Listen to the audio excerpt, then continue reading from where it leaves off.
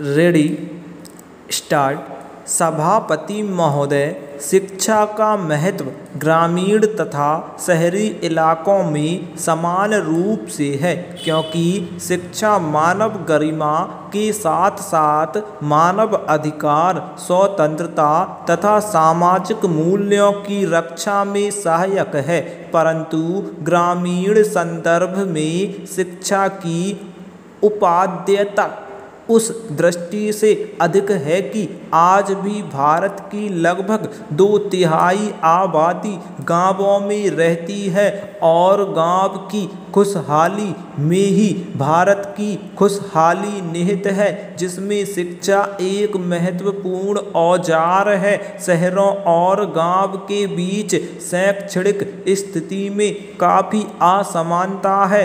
शहरी आबादी में शिक्षा की स्थिति काफ़ी अच्छी है, हालांकि गांव से शहरों की ओर मजदूरी के लिए कूच कर गए लोगों के परिवारों में आज भी एक मुख्य समस्या है और उसका मूल कारण गरीबी है। ऐसे परिवार बच्चे को स्कूल भेजने के बजाय उनसे मजदूरी कराना श्रेयस्कर समझते हैं, यानी जितने हाथ उतनी अधिक उपाय की आशा में बच्चों का जीवन बर्बाद करने में भी वे नहीं हिचकिचाते। इसकी वजह है इन परिवारों का स्वयं अशिक्षित होना है। अध्यक्ष महोदय, शिक्षा में सुधार हेतु केंद्र तथा राज्य स्तर पर समितियों तथा आयोगों का गठन हुआ। स्वतंत्रता प्राप्ति के तुरंत बाद संविधान की धारा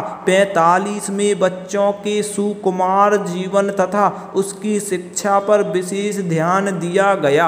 वर्ष 1968 में पहली राष्ट्रीय शिक्षा नीति को वर्ष 1991 में संशोधित कर शिक्षा के प्रचार प्रसार में तेजी लाने के प्रयास किए गए। पुनः वर्ष 1986 में घोषित राष्ट्रीय शिक्षा नीति की 1992 में समीक्षा की गई और 14 वर्ष तक की आयु के बच्चों के लिए शिक्षा पर विशेष ध्यान केंद्रित किया गया।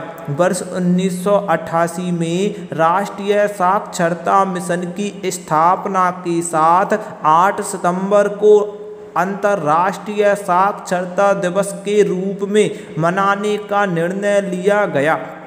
साक्षरता में और तेजी लाने के लिए प्रारंभ में सर्व शिक्षा अभियान के तहत सभी बच्चों को शिक्षा प्रदान करने की योजना को कार्य रूप देने हेतु संविधान में संशोधन किया गया।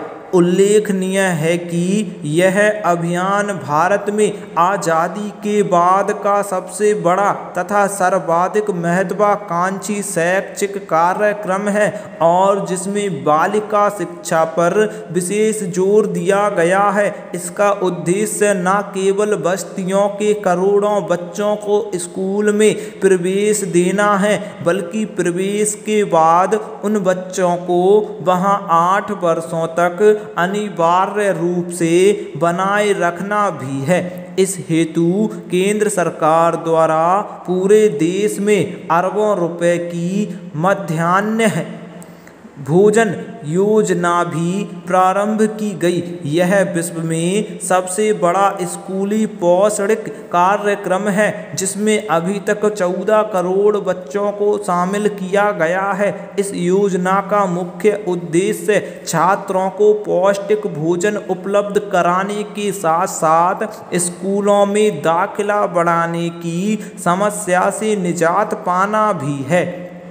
परंतु यह योजना भी अपने उद्देश्य से भटक गई और इसके क्रियान्वयन के दौरान छुआछूत तथा भेदभाव की घटनाओं के साथ ही भ्रष्टाचार की शिकायतें भी अपने आप आईं। बच्चों को परोसे जाने वाले भोजन की पौष्टिकता पर भी संदेह व्यक्त किया गया। जुलाई में कस्तूरबा गांधी बालिका विद्यालयों की स्थापना अनुसूचित जाति, अनुसूचित जनजाति, अन्य पिछड़े वर्ग और अल्पसंख्यक समुदायों की बालिकाओं की शिक्षा में समानता लाने के उद्देश्य से की गई है। स्टॉप।